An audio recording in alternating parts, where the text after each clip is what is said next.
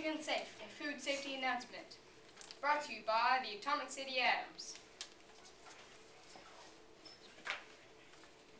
I'm getting my head cut off by a chicken eating soft. I'm running like crazy all through the days. I'm making my getaway so I can play. Don't worry about me. I'll get my help from a deity.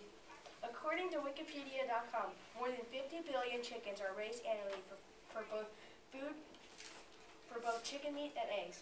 Salmonella is a bacteria that can affect many species of livestock and poultry. This bacteria is also responsible for foodborne illnesses in humans. According to the Centers Disease Control and Prevention, the CDC, salmonella causes 1.4 million cases of foodborne illness and more than 400 deaths each year in the United States. When improper handling and sanitation occurs in the processing plant, salmonella can contaminate the meat or eggs. The bacteria live in the intestinal tracts of the infected animals and humans and can be found naturally occurring in chickens, ducks, cattle, pigs, and turtles.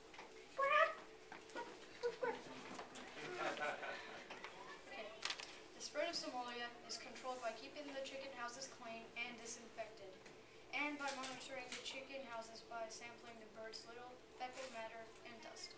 Many of the bird samples are positive for the growth of salmonella. The birds can be treated with antibiotics, or they can be vaccinated against salmonella. When they are younger, antibiotics are given to the birds. They must be discontinued for a time before the birds are slaughtered.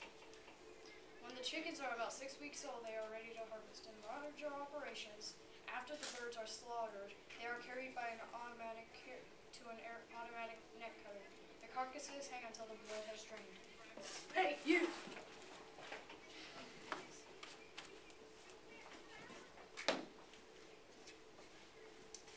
Oh no, the farmer's setting up the scalder. Is that my wife? Because he looked like a molder.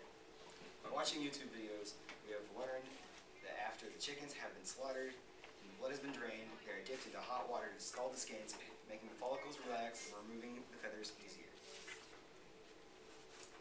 The carcasses are then placed in automatic feather pickers, which are moved by rubber fingers and rub off most of the feathers. In defeathered carcasses are washed the feet and the head cut off, carcass's internal organs removed. When the carcass is empty, it's washed again and immersed in that chiller, cooled, chlorinated water for 40 or 50 minutes. The entire slaughter process takes only about an hour, and most of that time is taken up by chilling the internal temperature. The chicken brought down to 40 degrees Fahrenheit, or cooked in the meat removed and diced for foods such as chicken pot pie, soups, and whatever format the meat is packaged by the workers at the processing plant, loading into cases and stored in temperature controlled by the warehouse until it is loaded refrigerator trucks to be delivered to the distributor or grocery store.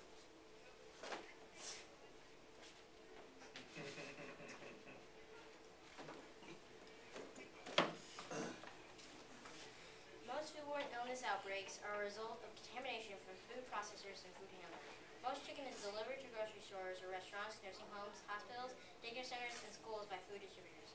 It is an important quality control practice for distributors to monitor refrigeration temperatures of deliveries they receive, their storage warehouses, and their own delivery trucks.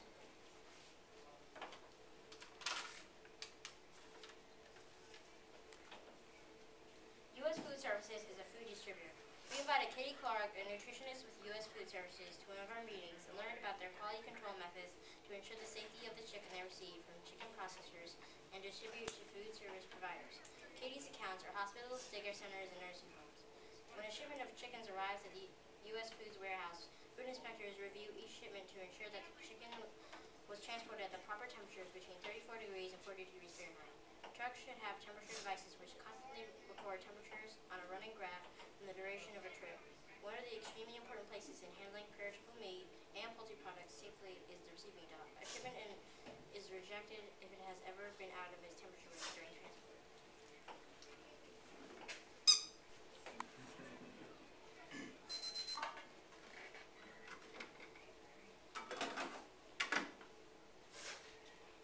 Salmonella is usually transmitted to humans by eating foods contaminated with animal feces.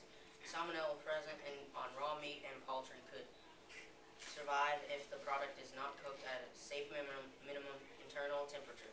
Salmonella can also cause foodborne illness through cross-contamination. For example, when juices from raw meats or poultry come in contact with ready-to-eat foods such as salads. An example of this is chopping tomatoes on an unwashed cutting board just after cutting raw chicken on it. It is also important that food processors, handlers, and cooking staff wear clean gloves and wash hands and surfaces often to prevent cross-contamination. Refrigeration slows bacterial growth. Bacteria exist everywhere in nature, in the soil, air, water, and the foods we eat.